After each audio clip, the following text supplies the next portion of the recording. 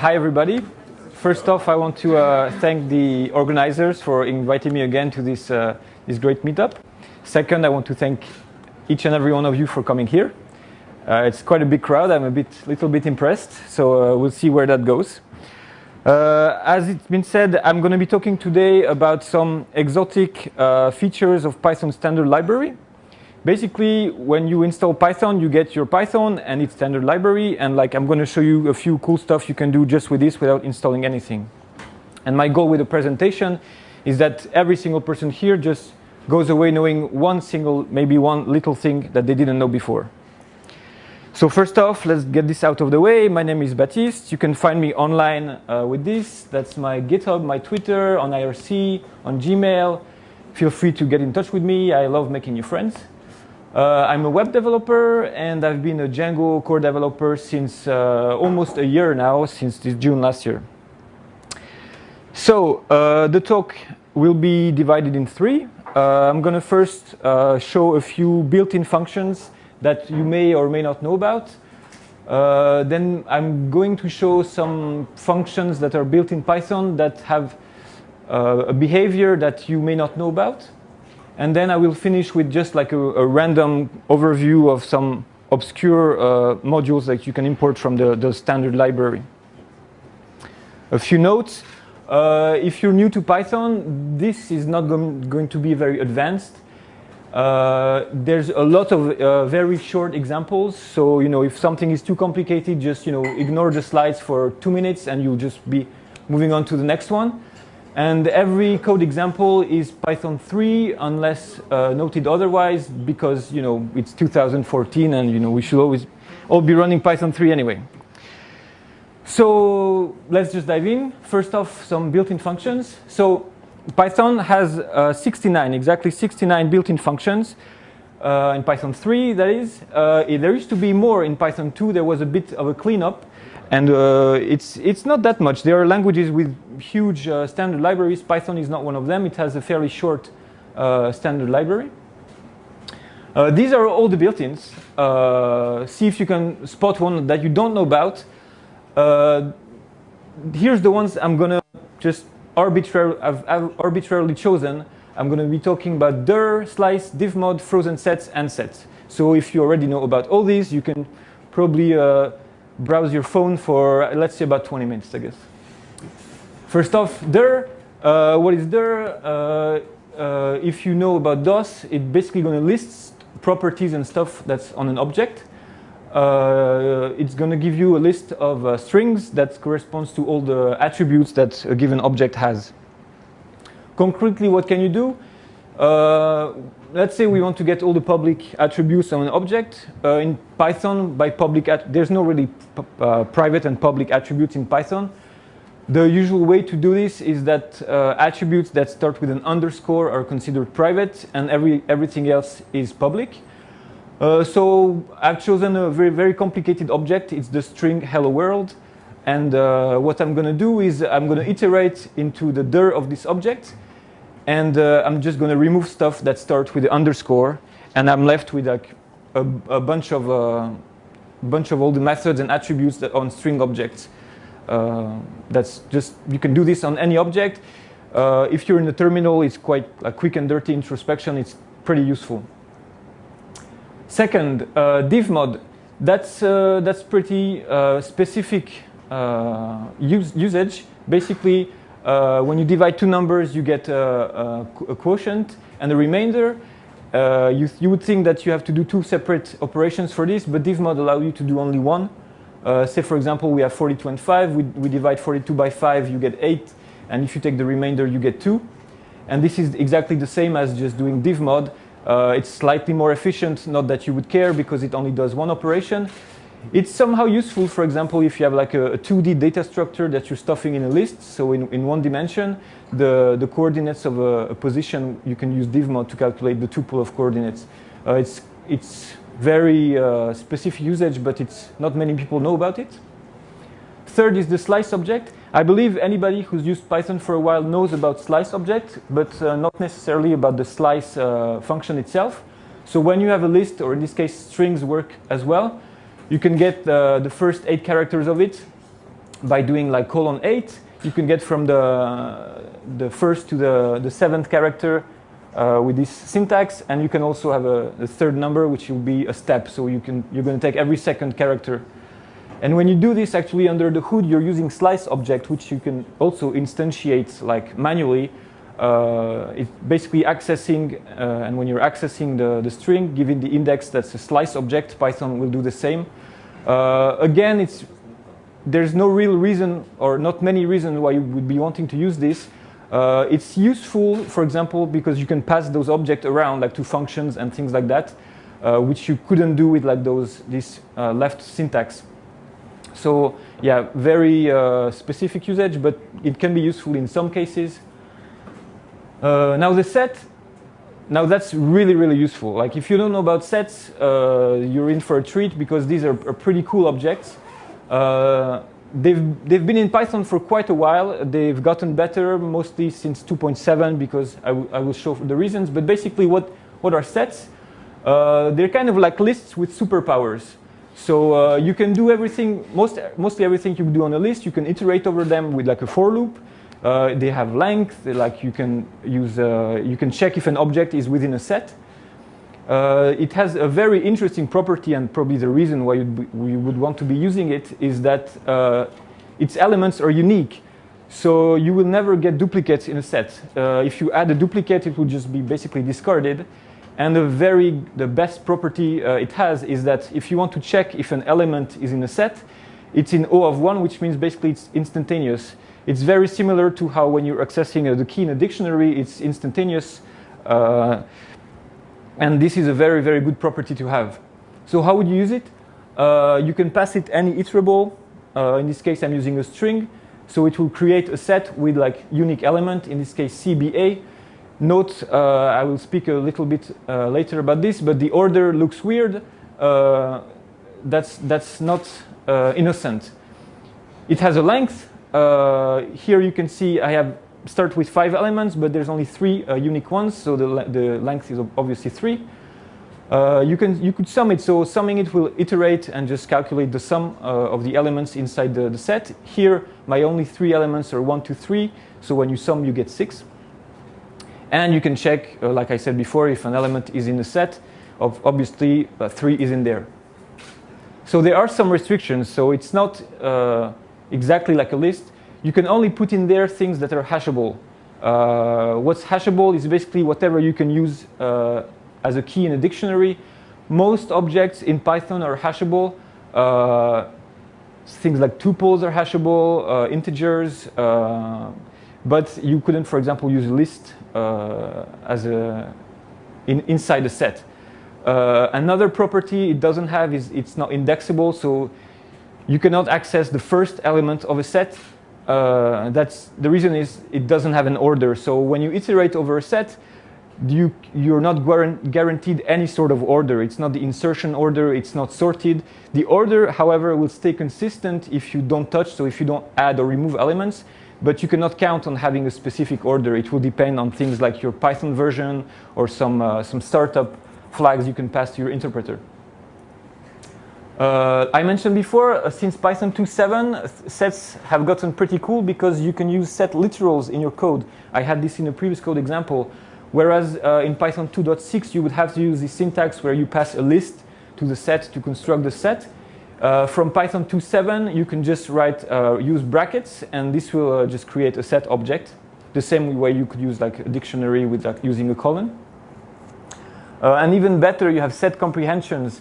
Like list comprehensions, but with set, it's very simple. Like like here, say I have a word list, and I just want all the unique elements, and I don't care about uppercase or lowercase, so I just stuff the lowercase version of my words in a set, and I just get a set. Note that in Python 2.7, you also have dictionary comprehensions, which are also pretty cool, but which I'm not going to be talking about. Operators, so sets have really lots of overloaded operators on them. If you have ever studied set theory or mathematics, those might look familiar. I'm just going to show you concrete examples. The first one is the intersection. So basically, you get the common elements between the two sets. So in my case, the only 2 is the common element. Second one is the union, so you get every element that's in either of them. So in my case, I get 1, 2, 3. You can do subtraction, so it will take the first set and remove the elements from the second set. In this case, it will remove 2, so you're left with only 1. This is symmetric difference. It's kind of hard to explain, but it's basically you take the union and you remove the intersection. So it's the elements of both sets that are not common. Another interesting thing you can do is compare sets for if one is bigger than the other. So here you have 1, 2, and 2, 3, and you're asking if the first one is contained in the other one. In this case, it's not. But in my second example, you can see that 1, 2 is contained in 1, 2, 3. So you can use this. You can also obviously use the less or equal or bigger or equal. And while I'm touching on sets, there are also frozen sets. It's not any reference to a Disney movie. It's just a set, but it's immutable. If you're wondering why it's useful, usually, so an immutable object means it's not going to change, so we can hash it, which means we can use it as keys of a dictionary, or we can even put it inside another set, and like insert meme here. So that's it for the built-in functions I wanted to present. There's many more, like you've seen the table, but it would just take too long. I'm just going to move on now to, so you have built-in functions that are quite well known, but some of them have like another way of using them that's not so common. I'm going to be presenting next iter and something about imaginary friends. First, iter. Iter is a function that will give you an iterator object out of an iterable. If you're confused about what that means, an iterable in Python is any object that you can iterate over. So basically you can use on a for loop. In Python, a lot of things can be iterated over. Lists are an obvious choice, but you can also iterate over strings, and you get character by character. You can iterate over dictionaries, you get keys. There are a lot of objects that can be iterated over. And an iterator is a special type of iterable that can only go forward. So you're not going to be able to go backwards inside the iterator. I think this is a bit more obvious with an example. Here, a very complicated example. I'm making a list with 3 letters in it, A, B, C. And then I'm going to join them. That's the syntax used in Python. And I'm just going to uppercase every item in the list. And what I'm left with is ABC. What happens if I try a second time? You get the same. Pretty obvious. That's the example for the list. If you use an iterator, same thing. I'm just making one with three letters in it. I join them. Unsurprisingly, you get ABC. But if you try a second time the same object, you get the empty string. The reason for this is that basically you've exhausted your iterator. The I variable has given the 3 letters A, B, C, and now it's empty. And if you try again to iterate inside it, it just cannot yield any more elements. So that's why my string is empty. So that's what I meant when I said you cannot go backwards in it. It's just like a one-time usage list, basically. So that was iter. Iter, that's how it works when you call it with just one argument. You can also use 2 arguments, and if you do so, it will behave in quite a different way. When you do use 2 arguments, the first one is a callable, usually a function. It's anything in Python you can call. And the second is a sentinel object. And what happens when you do so, Python will just call your callable repeatedly until it arrives to the sentinel value you passed as the second argument. Again, an example might be a bit more readable. I have a file. I open some data file, whatever, and I want to look. I want it to give me all the lines before the line that says stop. To achieve this, file objects have a nice readLine method, which you can call without any argument, and it will just give you line by line. So you can call it repeatedly, and it will give you each line in the file. And so I use iter, and I give it the S object, the sentinel object with his stop. And what this is going to do is, like I said, print all the lines in the file until the stop line is there. And if the stop line isn't there, it will just print out all the lines. If you prefer this example, I made a function using the random module, which is basically as if I'm rolling a dice. It will just return the random integers between 1 and 6. And you can see in my first example, I rolled a 6 immediately, so my list is empty. And in my second example, I rolled a 6 on the fourth throw. So basically, it's calling the roll function until it hits 6, and then it returns. So I got a 3-element list. That was for iter. Now next, it's also something to do with iterator object. Basically, if you give it an iterator, it will just return the value and advance the iterator. And if the iterator is empty, it will raise the stop iteration exception, which is what Python uses to get out of loops and things like that. An example, I'm making an iterator over the 3 letters. If I call it once, I get the first one, the second one, the third one. And if I call it, by this point, it's empty, it just raises this exception, stop iteration. The twist is that you can give it a second argument. It works very similarly to how you would use the get method on a dictionary, in that if the iterator is empty, it will return this default value. So in my previous example, I pass it a second example, which is the letter X, and when my iterator is empty and I call next within this, I get the letter X, which is my fallback.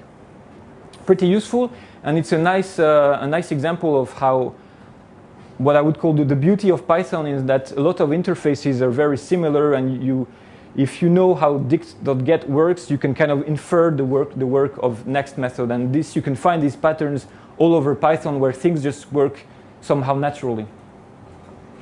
So moving on to this weird title, it's going to be very math intensive.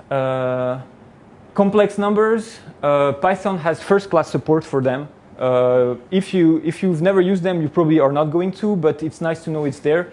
Basically, it makes a lot of mathematicians very happy. You can make complex numbers. They have 2 parts, a real and an imaginary part, and you can add them. They're like real numbers. In this case, you get like with 5 and 3. You can add them with regular numbers, like in this case you get like 6, 3, so it has a support for complex numbers like it would work. But the thing that you may not know about is that you can have literals, which means in your code, if you write 1 plus 2j, it will be the same as having a complex number of real number 1 and imaginary number 2. You may be familiar with the I. Usually in mathematics, people will use I as the imaginary base. In Python, they use j. I'm not quite sure why, but that's how it is. I think one of the reasons was that I is often used for a variable in a loop, so it would have been confusing. In this case, j. Once you know it's not so bad. You can just use it by itself. This one has just no real part, just a pure imaginary number. You can do cool stuff, like if you remember your math lessons, if you put I, or in this case j, at the power of 2, you get -1. Now I'm going to see who here studied math. I'm going to import, if you see this line, you know you're in for some good fun. You import e, the Euler constant, and you import pi, and you put e to the power of I times pi. Does anybody know what the result of this is? Sorry? It's -1. Well, actually, it's this horrible thing, but you know, it's close enough. It's like to the power of 10 to the power of -16, like you know, it's almost -1. So that was some little known usage of common built-ins. Now for probably my favorite part of the talk. So I've been using Python for several years now, and I've started to make a collection of some weird modules that you would think, why the hell is this in Python? Some of them haven't been touched for ages. Some of them you would wonder, like, who the hell would ever use this? I think it's pretty fun. Like, it's like a nice tour of like my talk said, exotic animals inside the standard library. So it's gonna go pretty fast, and everything is just really short and simple. So let's start. Python ships with a lot of modules in its standard library. I don't know that there is a definitive count or a list somewhere. I saw some list. It's certainly over 300, and they usually add more and more of them as release go, and they very rarely remove any of them, so it just gets bigger and bigger. One quick note you may not know about, there's this syntax. When you call Python, you can do -m and pass it the name of a module. And what this does is look for this module on your Python path. In our case, it's going to be the standard library, and execute the corresponding file. So for example, in this case, I'm in a standard shell like bash, whatever, and I put in a file print hello, I put it in the foo.py, and then I call Python giving -m foo, and it just prints hello because it found my file and executed it. There are some Easter eggs in Python that uses this feature. If you don't know about them, I'm not sure there's any more, but you can try these at your prompt and see what happens. I guarantee they're 100% safe. Nothing is going to destroy your computer. The last one, maybe you'll see what happens. But I guarantee you it's not too dangerous, and it can certainly be reversed, whichever effects it has on your computer. A lot of standard library modules, not a lot, but some of them use this trick, like if under name equals main. If you're new to Python, this is the way in Python to have code executed when you're running the script, so calling Python myfile.py, but not executed when you're importing, which is probably what you want for when you're making a script. You don't want having random things executed when you're importing, only when you're executing. So some modules in the standard library use this trick so that you can use them basically as standalone script. For example, this one, I must say I've used it more than I would care to admit. Even on a server, when nothing works, you need to retrieve a file. You can just use python-m http.server, and it will start up a very simple HTTP server that will serve a directory, your current directory, on port 8000.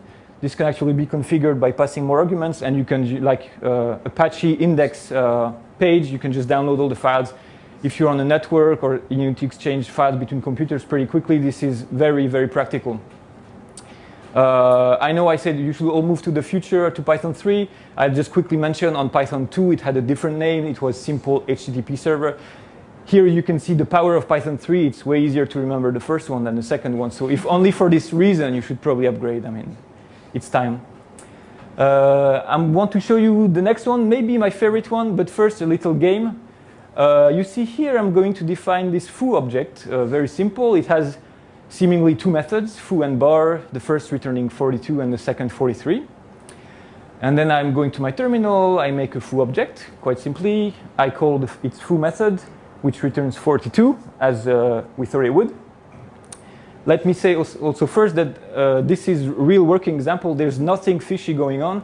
If you type this copy-paste in your terminal, you would see the same. There's no weird import. This is plain Python. So calling foo gives me 42. What happens if I call bar? Well, I get like an attribute error. So this is weird. I can clearly see the bar method is there, but when I try to call it, I get an attribute error. What's going on? Well, if you're programming in Python often enough, one thing you probably want to do is turn on white space highlighting in your editor. Okay. So I've actually seen this live in a workshop. The person spent 15 minutes wondering why things weren't working. If you don't know, so here I've represented space by dot, and these arrows are tab characters. So what happened is Python will happily run code that mixes tabs and space without any problem. You only have to remember this rule, is that one tab character for Python is exactly the same as 8 spaces. Whereas in most editor, and I believe in PEP8, it's said that a tab should be represented as 4 characters, which is usually the standard thing you're going to see here. But Python actually sees it as 8, which makes the code you've seen be this one. And basically what this does is that bar is defined inside the foo method, so it doesn't exist on the object itself, which is why we got the attribute error earlier. So if you're working with Python, always turn on white space highlighting. If you're using any worthy editor, you're going to be able to do that, and it will save you some pain someday, trust me. And yeah, all this could have prevented using the weird, I think probably the weirdest name for a Python module. This is in the standard library, probably since maybe even Python 2. It's called tab nanny.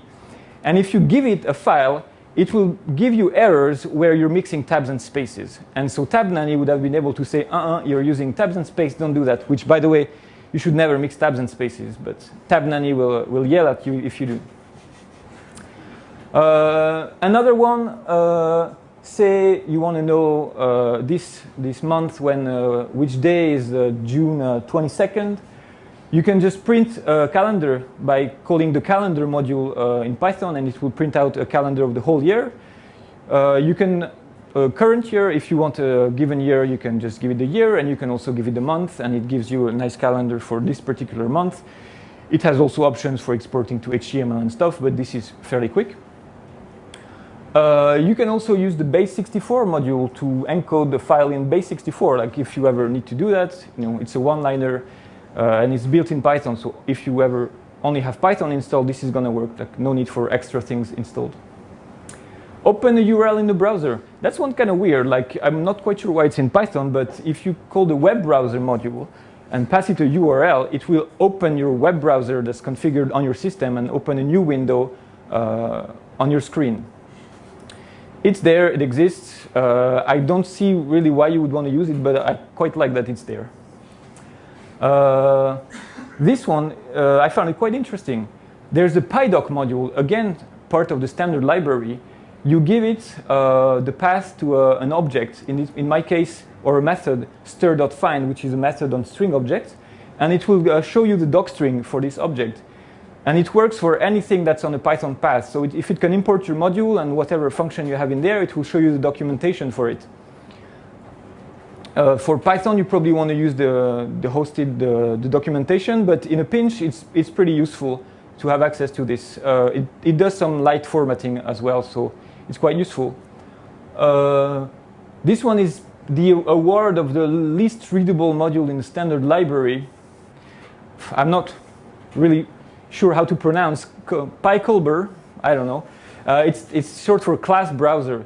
So it will, if you give it a file, it will give you the output, all the functions and classes that are defined on this file. Again, I have no idea why it's in Python, but it has one interesting property, is that you can run it on arbitrary files. It's not going to be executing code. So if you don't trust the files because you've downloaded it off somewhere on the internet, and you probably shouldn't trust it, you can still run PyColber on it, and it will list the functions and classes defined on it without opening yourself up to who knows what.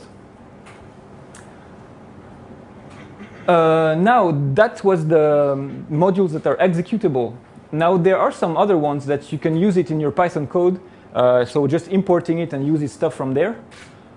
It's going to be mostly good code, bad, or bad code, good code. So the bad way to do it and the way you can solve it using your standard library. This one is pretty well known, but if you don't know, there's a CSV module in Python. So if you're doing this in your code, opening a CSV file and then splitting on the comma, that's pretty bad because this doesn't take care of quoting and stuff, and like it's 4 lines. Just import CSV, and the CSV you can even parse several dialects and stuff. And in Python 3, it even works with Unicode, which in Python 2 it didn't really work. And it will take care of quoting and stuff like that. So use CSV module if you have to deal with CSV. It works pretty well. Leap years. So if you work in calendaring or whatever, if you're doing a script and you need to know if there's 29 days in February. Maybe you've written this function. I surely hope you haven't. That's not really the right formula, is it? Right? There's some rules about years being divisible by 100, right? And that's the rule, right?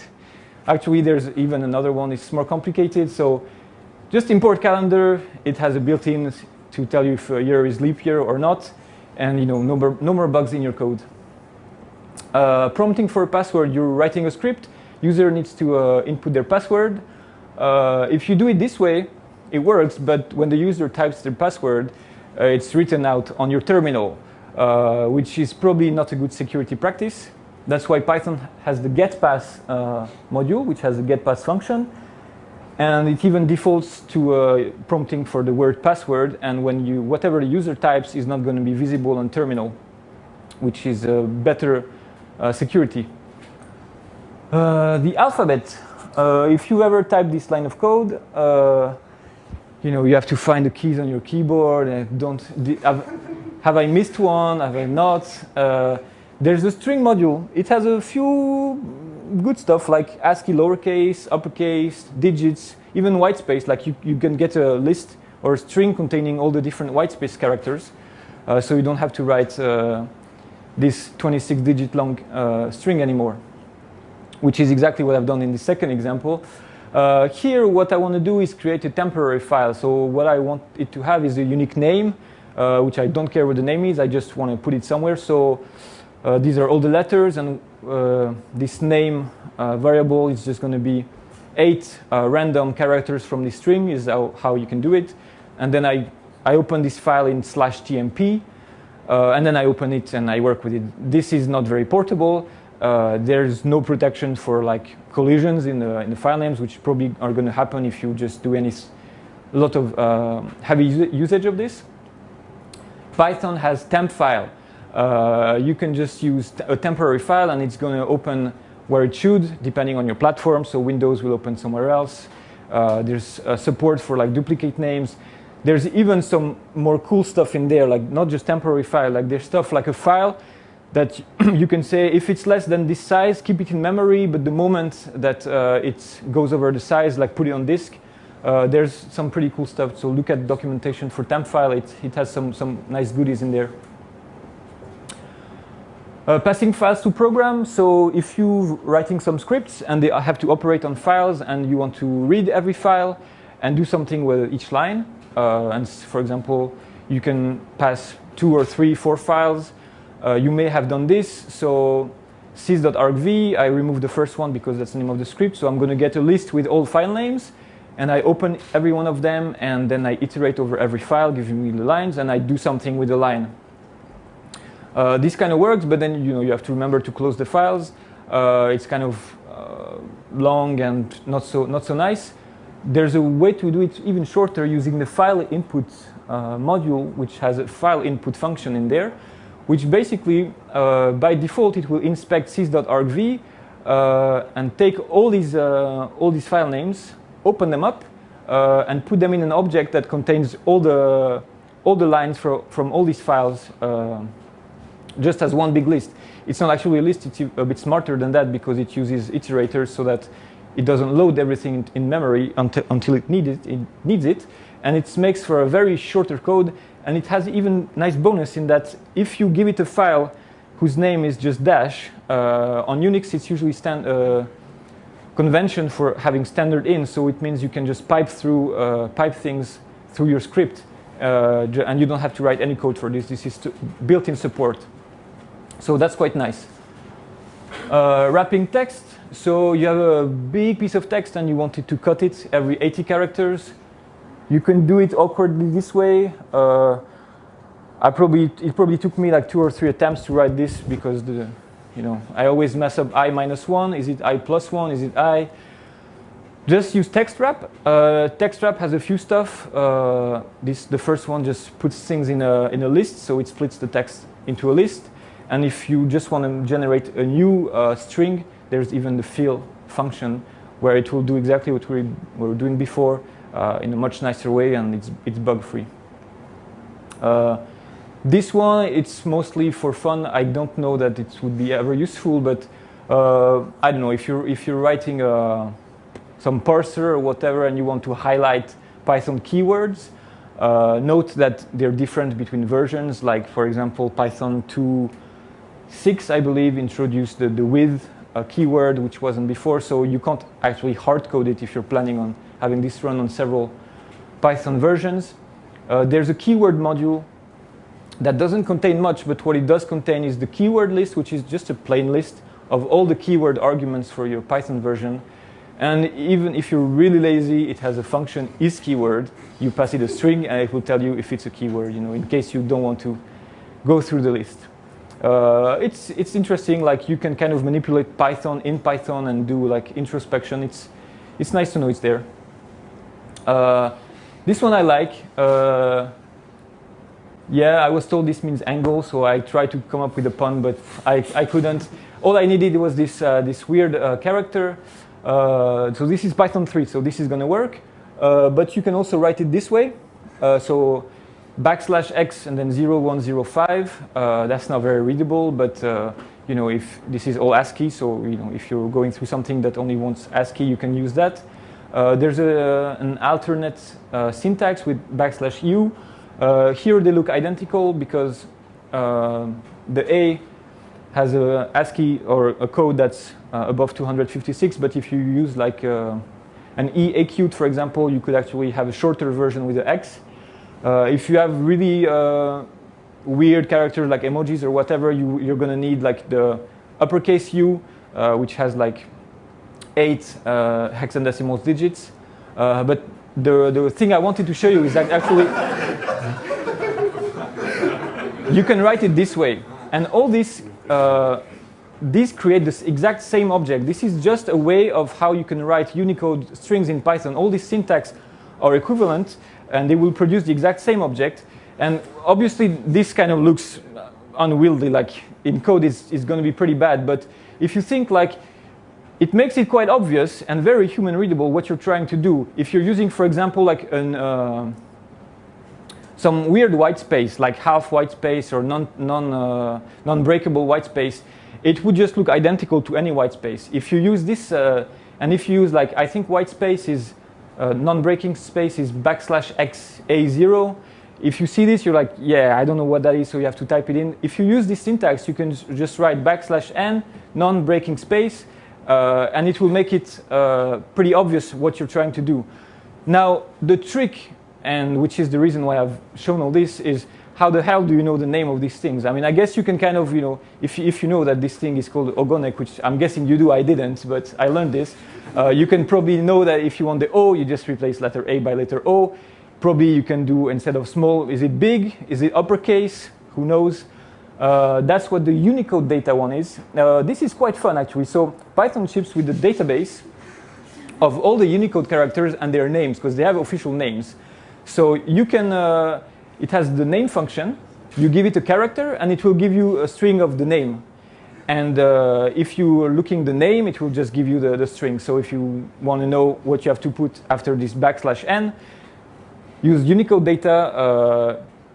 For me, it's kind of fun, like to explore this this Unicode database. It has stuff like knowing whether a character is like a digit, what's its integer value, like, because you have like the digits in ASCII that everybody knows, but there's some weird ones, like they look smaller, but you can still use them as integers. And the Unicode data module has facilities to help you like convert and check whether things are, punctuation, white space, digits. It's quite a lot of fun. We're nearing the end now. Listing files. So you have a directory and you want to list all the text files in there. You could do it this way, using like you're checking all the names in the directory. You check if the name ends with txt. By the way, ends with method on strings. It's pretty great. And then you print it. You can just use the glob module. You pass it like star.txt like you would in your shell, and it just works. It's bug-free. It's way shorter. It's quite nice. And yeah, like I said, so there's a bunch more like special mention, I guess, color sys. It does like maths on colors. You can convert between different bases of colors, whatever. Difflib will allow you to like create diffs out of 2 strings. Fractions, if you're ever dealing with fractions, you can just, I don't know, do fractions. FN match, robot parser. It parses robots file like robots.txt for website. Wave, you can actually work on wave files in Python and do stuff on them. It's the only audio format Python has built-in support for.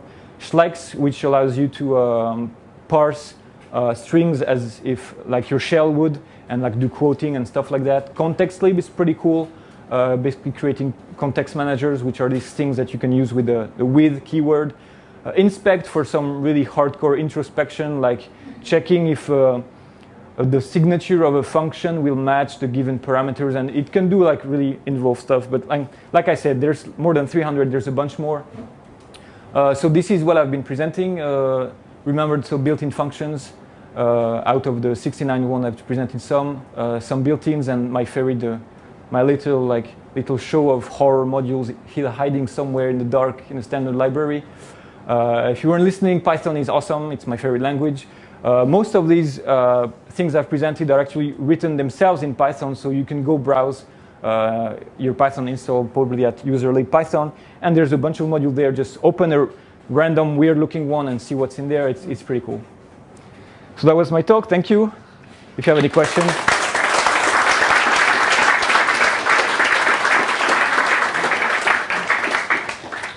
If you're interested, every question gets a nice Django sticker. I have only 9, so you have to hurry. You can come claim them after the talk. Yes? I'm not sure if you mentioned about name tuple, but it's my favorite one. Yes. You can use it like instead of creating inline tuples like points, for example, with coordinates, you can name this tuple and use it as an object. And, I really recommend it to use. Yeah, so name tuple is part of the collections module, which is my favorite module in standard library. I actually have a talk maybe for the next PyWaw where I can present it. But yeah, name tuples are great. The whole collections module is really great. So just go look it up on documentation. Collections. It has name tuples, order dicts, chain maps, default dicts, whole bunch of cool stuff. Good question. Yeah. Do you know about the Unicode data module? Is it updated more often than the Python releases, or? No, so it ships with Python, so it has whichever database was at the time of the release. Part of code yet in the Unicode data? Probably not, but I believe maybe you can load an external database. I'm not sure, but you might have a way to do that. So,